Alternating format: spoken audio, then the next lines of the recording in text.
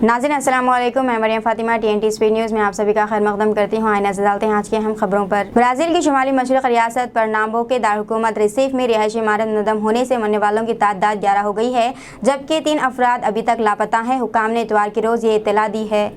Telangana मनसूबाबंदी commission के नायब सदर विनोद कुमार ने कहा है कि वज़ीर आज़म मोदी को एहसास हो गया है कि रियासत में बीजेपी के जीतने का कोई इम्कान नहीं है, इसीलिए इन्होंने वरंगल असेंबली में एक भी नया ऐलान नहीं किया है। वज़ीर आज़म जो इन रियासतों का दौरा करते हुए हज़ारों करोड़ रुपए के प्रोजेक्ट्स का वादा करते हैं जहाँ पर इंतखाबात होने वाले हैं, ताहम गुज़िश्ता रोज़ ज़िले वरंगल के दौरे के मौके पर इन्होंने रियासत की आवाम के लिए नया कुछ भी ऐलान नहीं किया है। तेलंगाना के ज़िले निज़ामाबाद में नवीपेट के एक तांडा में 13 साल लड़की का 42 साल बूढ़े के साथ शादी करवा दी गई थी। पुलिस और मुकामी अफराद के मुताबिक फ़कीराबाद के साहेबाव के कम उम्री लड़की से शादी का इतला पर पुलिस वहां पहुंच गई और लड़की को लेकर चली गई।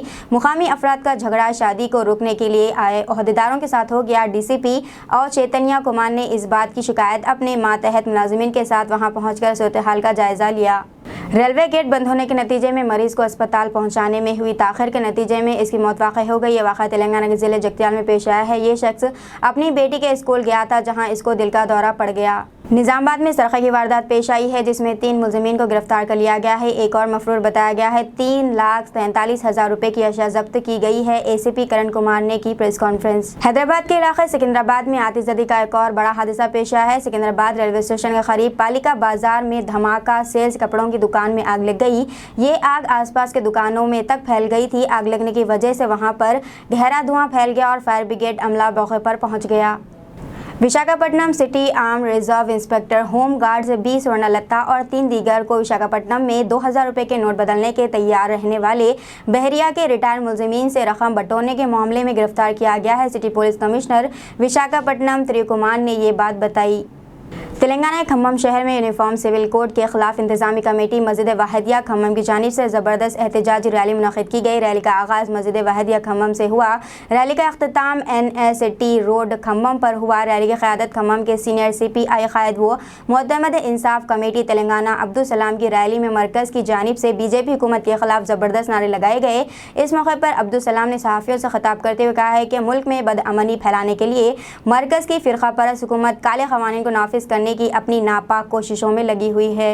हिंदुस्तान से ताल्लुक़ रखने वाले 25 साल सचिन मैना और पाकिस्तान की 35 साल सीमा हैदर की मोहब्बत के मामले में बाज़ हक़ाइक़ का इंकशाफ हुआ है। ज़रा के मुताबिक इनकी मुलाकात कोरोना लॉकडाउन के दौरान PUBG गेम के ज़रिए हुई और दोनों को एक दूसरे से मोहब्बत हो गई।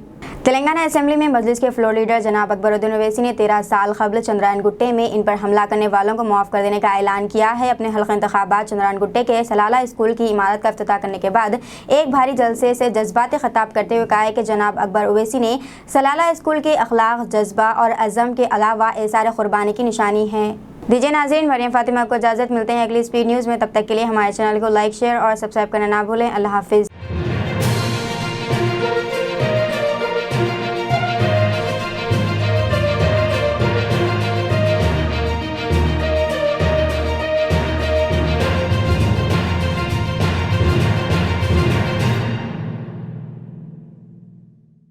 अस्सलामुअलैकुम, हेलो, हाय, आदाब एवरीवन। दोस्तों, मैं आपका दोस्त शहबाज खान। आप देख रहे हैं TNT न्यूज़ और देखते रहिए TNT न्यूज़। Thank you.